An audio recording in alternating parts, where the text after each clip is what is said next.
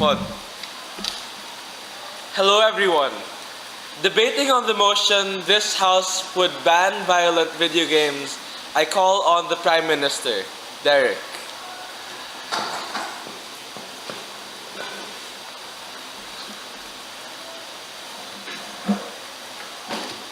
Alright, Mr. Speaker, today's motion is that this House should ban violent video games. First, let's define the context. What are we working with here? First, we're working under the context that violent video games are easy to buy. Even children can go into a video game store and purchase violent video games like Dark Souls 2, Call of Duty, or Grand Theft Auto.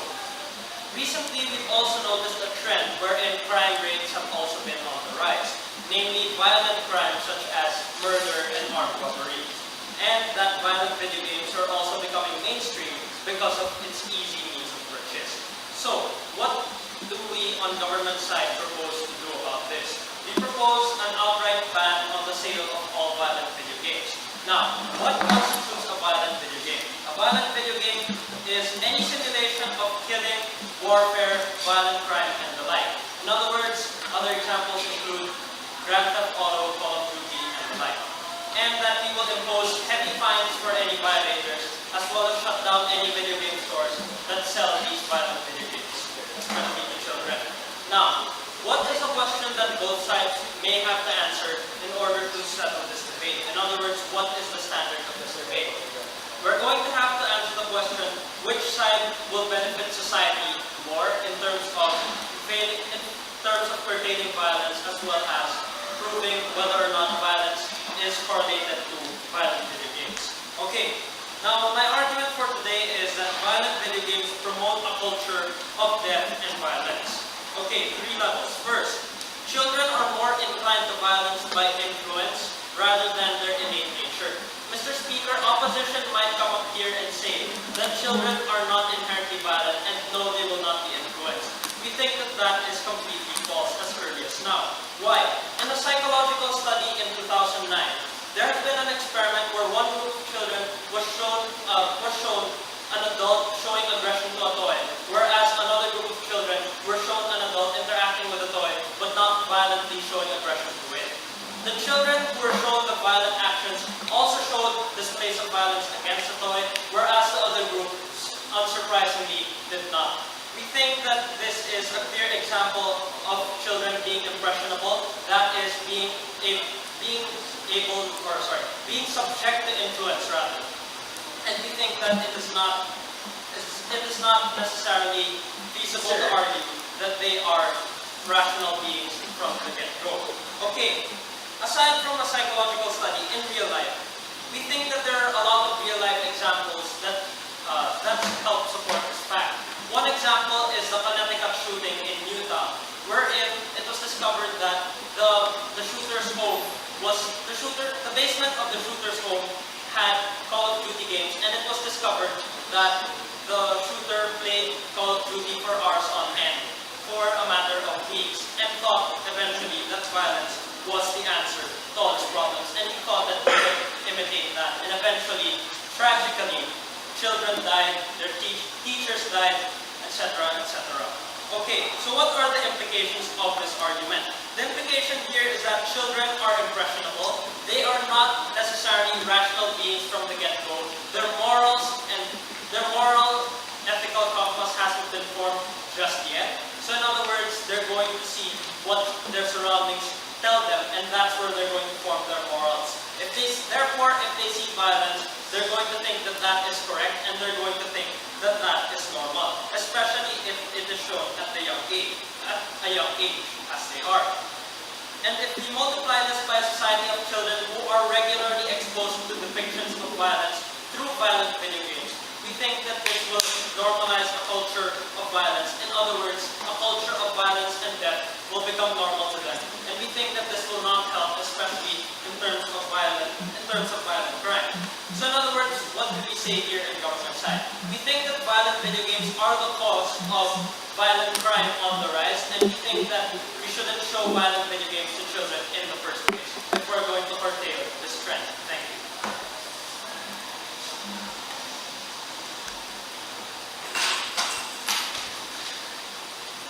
We thank the Prime Minister.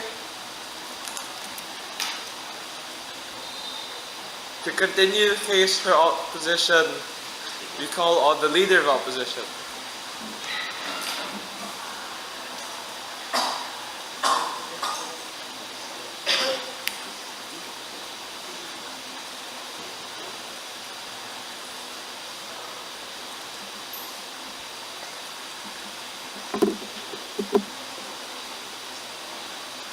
Ladies and gentlemen, video games are not reality and never will be. We think we live in a world where people have been exposed to violence in all kinds of areas, like that of TV, like that of movies, up to the point that these people are, first of all, rational to digest this information, even with all the things that they actually see. And secondly, it has become a necessity for people to actually use these violent video games to take out their violent urges or other forms of stress that they might experience. So what do we support on side opposition? What we support is an alternative to, instead of actually banning these violent video games. The alternative that we support is to actually support the model of ratings that exist right now and make these ratings far much stricter to prevent children who might not be rational enough to handle this information to not be able to play these video games up until they're mature when they're 18 years old already. My point for you today is how people have a right to play violent video games and because of the fact that they are rational enough to handle these violent video games. But before that, I have one point for rebuttal to the previous speaker. The main case that he gave you was that violent video games can influence a violent culture among people like the youth. And the example he gave you was that kinetic shooter who played Call of Duty all day. We can give you two levels of response to this. The first response that we have is that you can't immediately associate or link the fact that he plays Call of Duty all day to him committing that violent action to begin with. You also need to realize that there are several factors that could have affected or could have encouraged him to do these violent things, such as the fact that that person also had poor family planning or had poor parents who didn't take care of them well enough, and other issues with just how people interact with him at school. When you look at his full profile, there are so many other factors that could have influenced his decision to actually do that shooting, not immediately these violent video games. But second of all, we think that our narrative, ladies and gentlemen, can help solve the problem of children looking at these violent video games and suddenly following these things immediately. Why? Because what we're proposing to you, ladies and gentlemen, is to make these ratings far much stricter, so that children will be prevented from actually being exposed to things they're not yet capable of understanding or properly dealing with at their age. We think, ladies and gentlemen, that just because some children might actually have a problem with assessing these video games, doesn't mean that you should put a ban on every single person who is capable, like adults who are over 18 years old, who are capable of actually understanding this information and realizing that just whatever you see on this violent video game isn't what you should immediately follow in real life. This leads on nicely towards my first point, or my only argument for today. My argument for today is how people have a right to play video games because they are rational enough to do so. The first thing we need to ask in this debate, since it is about banning, is when are things banned to begin with? We think that things are only banned when there's a clear direct harm to another person, or to the person who is actually doing that thing. And the harm that's being talked about this side is the fact that video games can actually lead to violence. But here's the thing. You need to realize that there is no logical link between someone playing video games and suddenly him committing violence. We think that, as I told you, people are rational enough to process things and information that they actually see on TV or on whatever game they might be playing. It's just because you see someone getting shot at in a video game, it doesn't immediately follow that you will immediately follow what these people are doing at the end of the day. No, thank you, sir. We think in the same way they see violent images on TV or violent images in movies, they don't immediately follow these things. We think these people have an inherent conscience to realize that you shouldn't kill people when it's immediately wrong. And you also have alternatives like that to the law to prevent you from actually killing someone because you know that you will be put in juvie or in jail if you actually try to kill someone or commit violence. So at the end of the day, why should people have the right to actually do these video games? Before my conclusion, sir. Sir, the Bank of America shooting was influenced by the movie Heat. Those people killed 20 plus people, and eventually the police weren't able to stop it. Yes. Thank you, sir. Thank you, sir.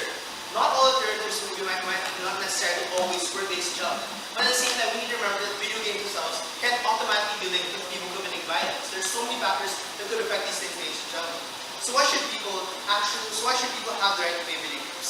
Simply put, ladies and gentlemen, there's no clear direct harm in violent video games to these people. We can't automatically say that just because you play a video game, it doesn't mean that you will immediately commit violence. We don't think that in itself is a good enough basis for us to ban video games forever.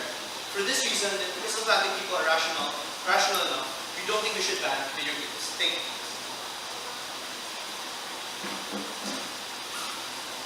Thank you, Leader of Opposition. To continue the case for government, Deputy Prime Minister.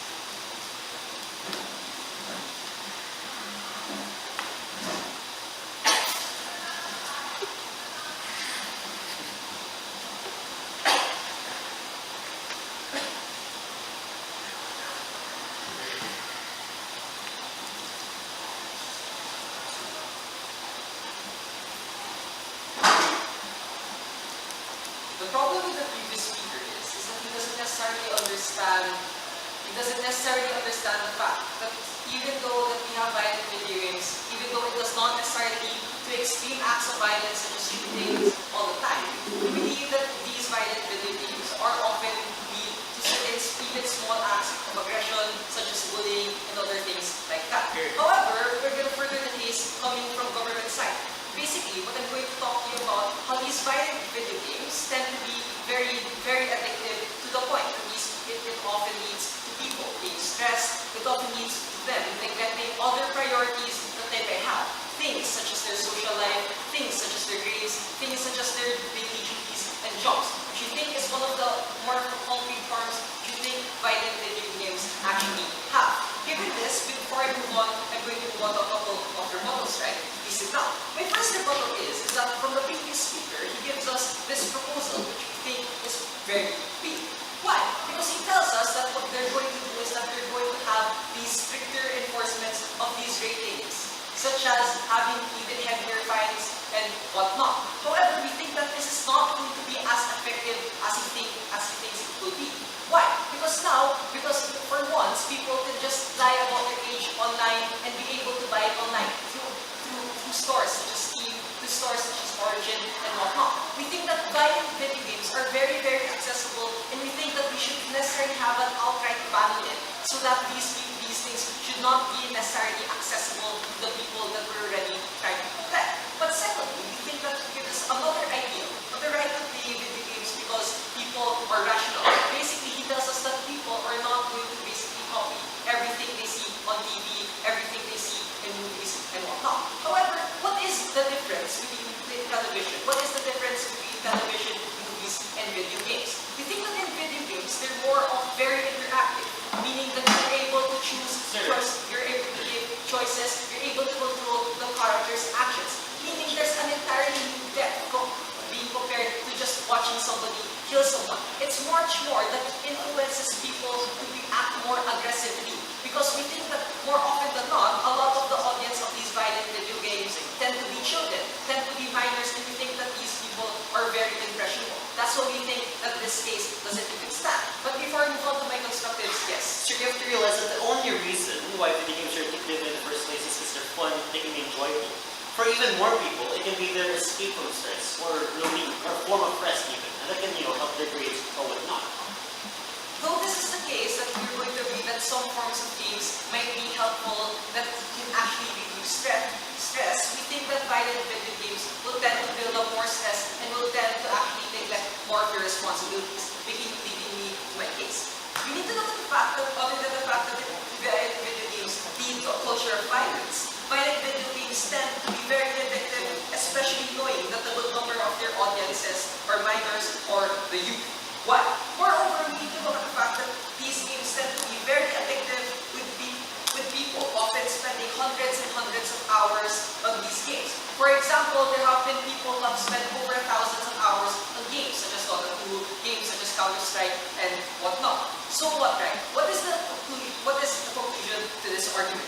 We think that this heavy addiction, this often leads the heavy addiction to such games, which think that further leads to other negative effects other than leading to aggressive behavior, as my previous speaker stated. It often leads to this addiction will often lead to one, neglecting of their other priorities. For one, this causes them, for example, if they're minors, this addiction is going to necessarily cause them to neglect their studies, going to neglect their grades. It might even cause them to lose their social lives and whatnot. And if they already have jobs, it might even make them neglect their jobs or their other duties, which we think is especially especially harmful in the very end of the day. Given this, what we have been proven to you coming from Hogan's document, we've proven to you that violent video games are in fact harmful because it leads to aggressive behavior and that it often leads to very heavy addiction, and that's why we got to propose. Thank you.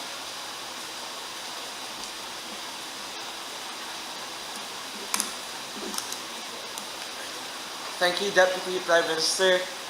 To continue for opposition, Deputy Leader of Opposition.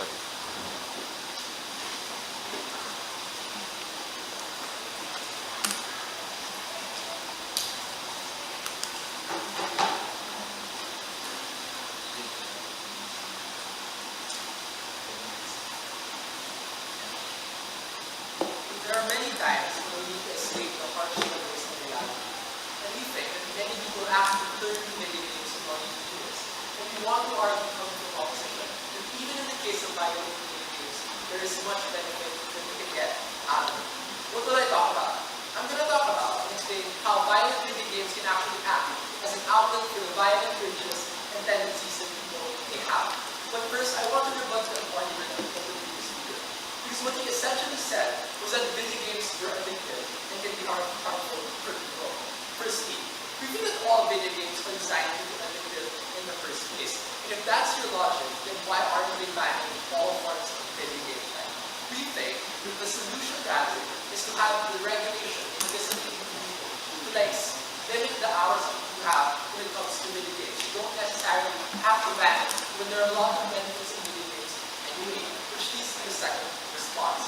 We think that what we want to tell you is that video games can actually act as an outlet or as a way for you to relieve stress, right? And you can have stories of students actually mixing their study schedule such that they can balance both their study time and their leisure time. So these are the benefits that could exist with video games, and they need to just say and explain why we have to ban it in all cases, given that our benefits are actually the case to begin with. Let's go to the argument then. I'm going to talk about how violent video games can be a safe outlet for violent urges and then But first, we need to establish a reality. We think that we need to know that humans will always have tendencies to be violent, right? Because one, there's a tendency for us to have heightened emotions, such as anger, such as hatred, which will all ultimately push us to be violent or like have ideas of violence towards someone. And more often than not, you actually have individuals themselves whose mental disposition is to naturally be more violent. Basically, when you're angry at someone, when a person dislikes someone, that person will often have the tendency to want to punch that person in the face or whatever. And in extreme cases, you will have people who plan things like murder in certain situations. So how does violent video games stop that? But first, Sir, doesn't the violent video game fuel their violent tendencies? Because in those video games, you get awards for killing people. we think that there's a difference, right, when you actually do violence in a video game and in person. So how does this work? We think that firstly, you've already established the idea that violent video games in general will never be reality. When you harm someone in a video game, you're never going to harm an actual individual, and you're never going to harm any actual object. And we think that when you have people with all of these violent tendencies, we can turn to video games to channel this energy. In the same way that, for example, you want to relive the joys of football, you go to FIFA and play football there. You can also channel all of your anger and all of your stress in GTA 5 by making even killing a bunch of people. And how do we respond to the idea of hatred? We already told you that one, people will always be rational, meaning they're always going to know that killing is wrong, especially when you have all of these laws which will criminalize them anyway. But secondly, we have the parental guidance that we've been trying to push for in our policy. Our policy has ratings which tell parents that this video game is violent. So if your child is below 18 or below 16, you need to tell this person that yes, you can do that video game, but that this is a bad attitude that you probably shouldn't do in reality. So what's the conclusion of this argument then? We think violent video games are very safe outlets for these violent tendencies. And given that all of the regulations we have, given the ratings that we have, and the parental guidance we can push for, we can minimize the violent disposition that they're trying to push for in government. For all of these reasons, I am very proud of doing this.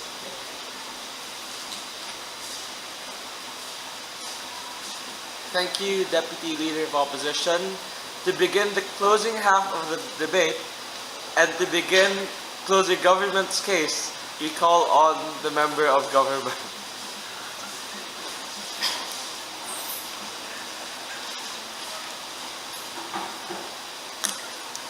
People treat war and the death of soldiers so lightly because they respond to games like Call of Duty and they get awarded with kill streaks. People view Black Americans differently because of games like GTA, which tell them that they all come from the ghetto and they tell them they are all criminals. We need to ban violent video games for another reason, coming exclusively from closing of government, different from the arguments presented by the opinion side. We need to ban them for the portrayals and the stories that they depict society, that we, the ones who play them, pick up, that we eventually reflect upon and show the rest of society after playing these video games. This is where we need to extend the debate and talk about the messages that these violent video games send to everyone who plays them. But before that, let's respond to the previous speaker of opposition. On the first level, Rafa said that it provides an escape from reality, that people get to relieve themselves from stress. Our first question is, then why does it have to be a violent video game if he himself says that people can find entertainment in safer games like FIFA? Anyways, why does it need to show people getting murdered for people that would have an escape from stress or people that have an escape from reality? But secondly, we tell you that it only fuels their violent tendencies even further. Because in Call of Duty, I get kill streaks whenever I kill more people. That doesn't lessen my violence. That just makes me more attracted to violence, or that makes the image of violence more acceptable to a player or to a person like me. That's why we go on to our argument to you today on the messages that these video games try to send people, right? Because oftentimes these violent video games are centered on taking advantages of stereotypes in societies. What kind of stereotypes do we see in video games? Portrayals that all African Americans come from a poor neighborhood and they're eventually going to become criminals in the future is the most prevalent stereotype we see in video games. That all Mexican Americans all come from a drug cartel, they all cross the border, and that women can be referred to with offensive words and an offensive use of languages. This is where we see how violent video games send certain messages to society. We see this in games like GTA, or we see this in other portrayals of violent video games. And this affects how people like us necessarily view those stereotypes afterwards. After I play the game, I'm more inclined to believe that, hey, that African Americans do have a tendency to commit more crimes because I lived it out in the game, or I completed the game that told me that it was the case. But secondly, we think the problem with violent video games is that they're offensive to the people who are actual victims of these violent video games, and that people necessarily don't feel the same amount of sensitivity or the same amount of empathy towards those people anyways, because it was fun for them to kill someone in GTA, because it was fun for them to kill someone in Call of Duty. They are less inclined to sympathize with things in reality. They said it themselves, right? It disconnects you from reality. That is the problem. People treat war or going to war so lightly because they view Call of Duty to be so enjoyable. People view murders and homicides so lightly because that's what they're supposed to do on missions in GTA, or they think robbery becomes an option because that's what they were told as Franklin, as a character in GTA 5. These are the things that we need to address when it comes to banning violent video games. That's why we're just banning violent video games, not video games in general. Because FIFA makes me really relive playing Messi on Barcelona, but GTA 5 makes me relive Franklin as a criminal who was stealing from houses, who were murdering innocent civilians. This is the problem we need to fix, and this is the problem that we've exclusively presented to you coming from closing government. So what have we brought to you today? We brought to you that video games need to be banned for those two reasons. The reason that it makes people less sensitive and less empathetic to real life problems, and secondly, it portrays harmful narratives to people who are actual victims of real murder, of real rape, or of real robbery. For all those reasons and more, we're proud. On closing opposition, we believe that violence is often not done for its own sake. For people that commit these crimes, there is usually a context or a background as to what pushes them to these kinds of crimes, such as extreme poverty or maybe a dying mother. Within these are the contexts that need to be exposed for the public. Things that they are often not exposed to and things that they do not see in their normal lives. And we think video games are the perfect avenue for these. What is the argument coming from closing opposition? What we do on our side is provide a narrative as to why criminals are criminals in the first place. And in the process of exposing the hardships of being a criminal, try to help make the media, or rather make people, try to want to help them escape this kind of cycle. Let's now tackle the argument that came from Alien. The argument that came from Alien is on racial stereotypes, and how video games often hinge rather expose certain racial stereotypes that exist in status quo. Things such as maybe a black man always being poor, or maybe a Mexican always stealing your things. And here we have two responses. Firstly, this is exactly why the proposition on our side makes sure that you have to be 18 or you have to be of legal age before you even buy these things in the first place. Because at 18, you're assumed to be a rational human being who knows how to sign contracts, who knows how to buy alcohol, and has the responsibilities of any other person. That's why you can go to jail at 18, because we already assume that you're intelligent enough to process whatever media you are in fact going to be exposed to, right? We don't think that they're going to go outright and say, oh, he's black, he's going to be poor, right? We think that's not going to exist, and that's not very realistic. Sit down. We think that on a second level of response, you're always going to need someone to play the hero and someone who has to play the victim, right? Someone is always going to be on the losing end of things. What we don't understand is how are you going to make sure that these stereotypes are not going to exist, right? Somebody is always going to be offended in a video game. You can't make sure that everyone's going to be happy. So we don't steer solution into that. Because in our scenario, opposition side, there are other kinds of video games exist, right? Video games also show the prominence of maybe these black minorities you want, right? For example, maybe racing games or Tiger Woods games also shows that black people can be successful. That is regard to my argument.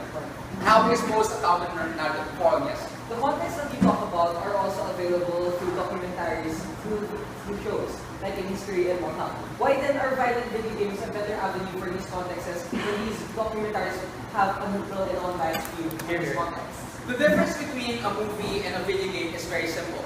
In a video game, you have the user experience of actually living out the life of that character, right? In movies, you simply see a plot and recognize that this is what happens to the character and he's going to end up in this way or that way, right? But compared to a video game where you actually process what happens and actually make your own decisions, we did think this is a decision calculus that cannot be exposed to other means. Let's get on back to the argument. Within oftentimes, violence is not done for its own sake. People are usually forced into situations that result into them needing to kill or steal because simply they're impoverished or do not have other means to make sure that they can make ends meet. For example, a dad is forced to mob a rich man to feed his family, or he has to pay for the sickness of his mother and has no other avenue to obtain money because he's so full of debt.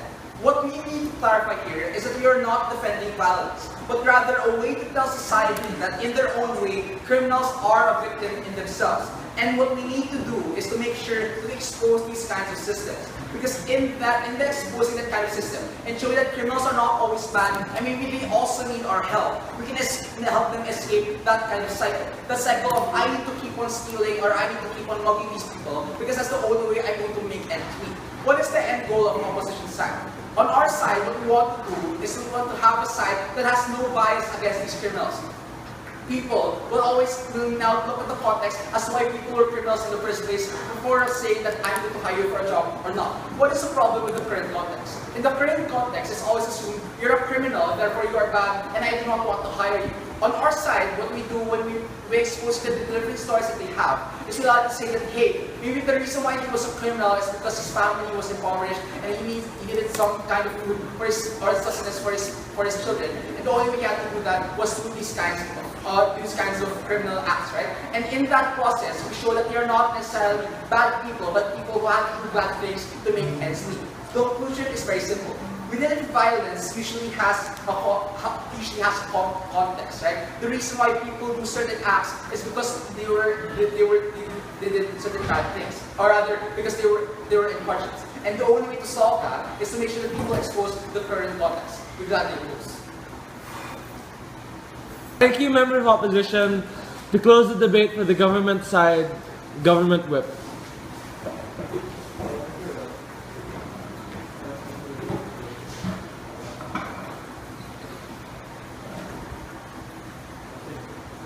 The previous speaker came up to us and told us that video games have different stories and contexts which will justify the actions of someone to commit crime, which will make them a more sympathized character, which will make them look like the good guy. We have three responses to this. Firstly, we are working with the context that games are not realistic. We think that everyone in this debate has already recognized that the scenarios in each video game, or in a violent video game like GTA, is a skewed version of reality, is an exaggerated sense of reality. So we think that that analysis doesn't work all the time. Secondly, we think that even if all rational people do play these games, or even if everyone who plays these games are rational, then we think that the member's analysis contradicts what his partner said in a point of information, which is that the people who play these games play them for entertainment and not to understand the social context that exists in society. So we think that context is more realistic because we think that that's the exact mindset that people have when they do buy a video game. They don't buy a video game to understand things or to experience something they would experience in a documentary. They buy video games so that they can kill people, so that they can be entertained when they see blood, when they see violence. Third level response. We think that even if it's true that these people really are, the good guys, even if Franklin really was the good guy for killing people, even if he was justified, we think that this is the exact problem which we have coming from the member of government. We think that we do not want people to think that violence is a legitimate means to fight against oppression. We think that this is something which we do not stand for. States should never stand for this, and we think this is the reason why we should ban violent video games. No, thank you. There is one big issue in this debate.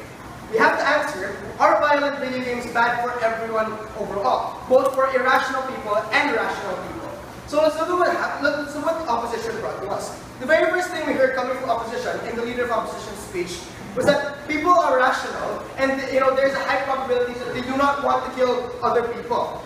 This analysis assumes that everyone who has access to these games are actually rational. And this is where we have a problem, because my partner brought you two things. Firstly, we tell you that in the real world, no amount of restriction can actually prevent vulnerable people from playing these kinds of video games. That's why even if we do have the ESRB ratings, that's why even after all these campaigns that we've had, minors and people who have mental illnesses are still playing these video games, and we think that's essentially a bad thing. We don't know what's any different coming from the leader of opposition's proposal of adding more restrictions when we've proven to you that these restrictions have already failed. So we think that we have to recognize that with all of these repercussions that exist, with all of the repercussions that will happen if irrational people play these games, this is a risk we do not want to take. This is a problem we have to stop before it gets too far. No thanks. Secondly, even if the people who play these games really are rational, my partner already talked about harmful stereotypes and other influences which already exist, which can still affect rational people. That's why, for example, in GTA, most black people in GTA are portrayed as gangsters or are portrayed as hood people. These kinds of stereotypes are capable enough of influencing rational people into thinking that this is what's happening in the real world. And I think that this is why games are so powerful and are so dangerous to begin with. And these kinds of stereotypes are going to affect rational people, and this is something which we do not want at the end of the day, because this is dangerous for everyone, and we think that we have to stop these influences from happening. Let's move on to the next thing they brought to us. They brought to us that it will relieve stress, right? Two things.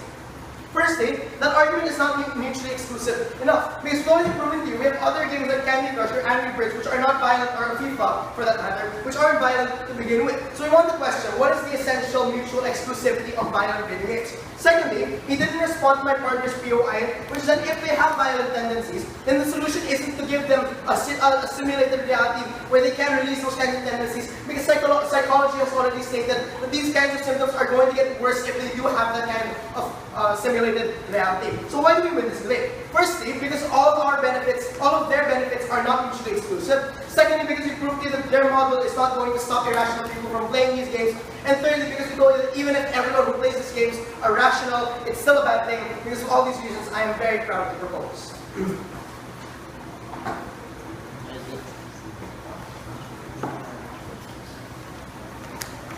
Thank you, Government Whip. To close the debate, Opposition Whip.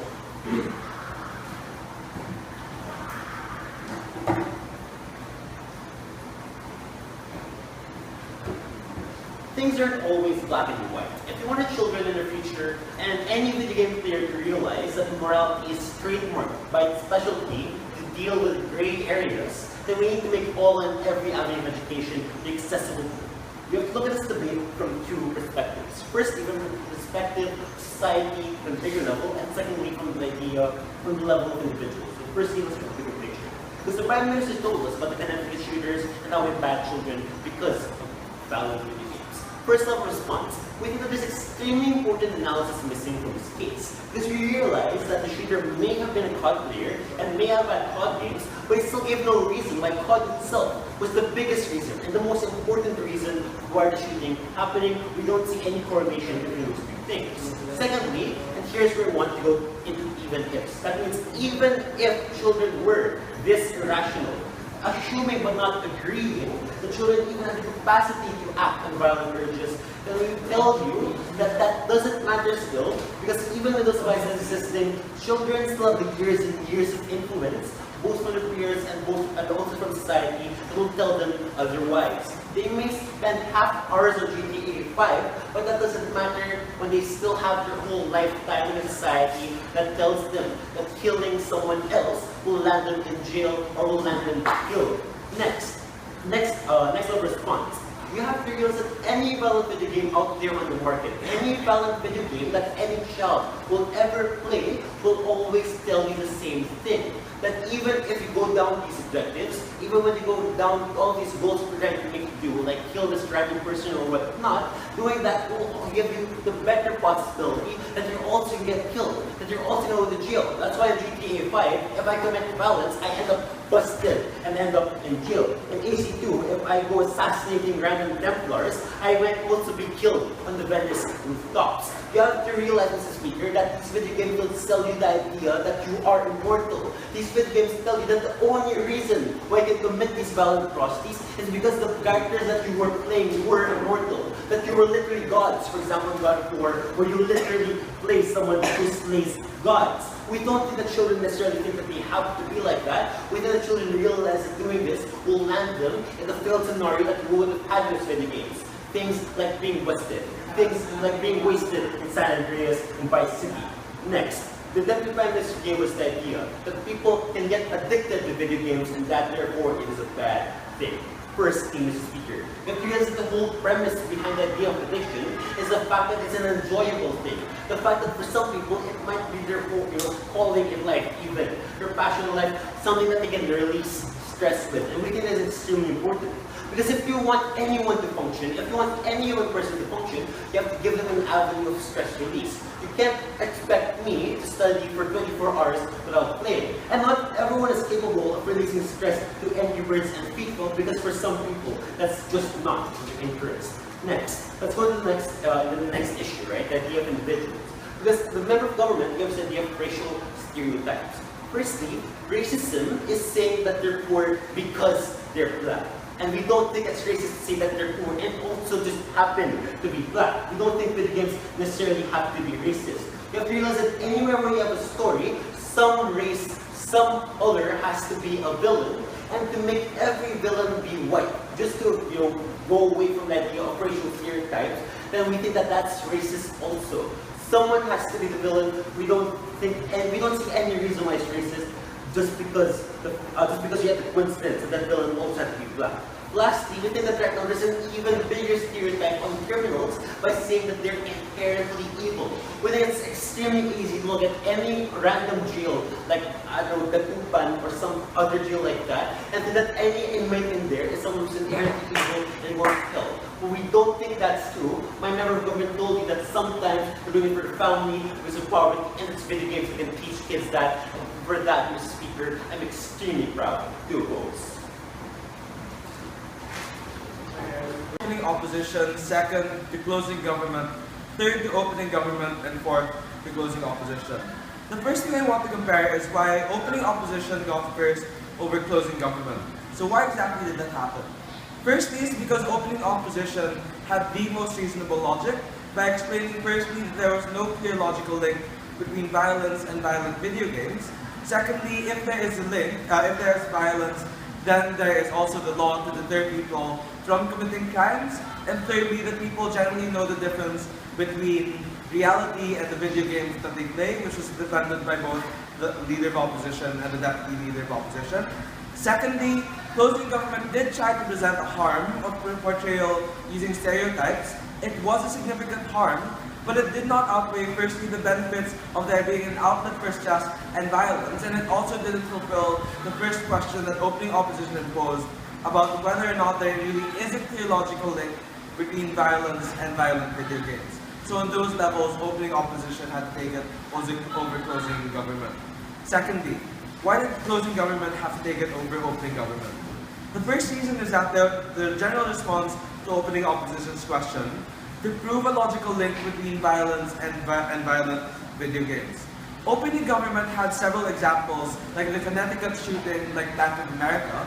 However, they did not analyze these examples enough to prove a link between the violence in the examples that they gave and the violence that might be perpetuated because of violent video games.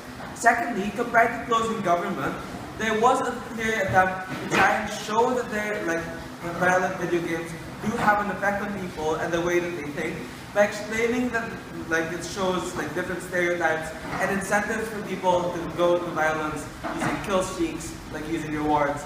So using those levels, closing government did have better analysis in proving that there is a greater reason to ban violent video games over what opening government did, generally just show several examples without proving the main conclusions and links. But lastly, why did opening government take it over closing opposition? Why did closing opposition get last?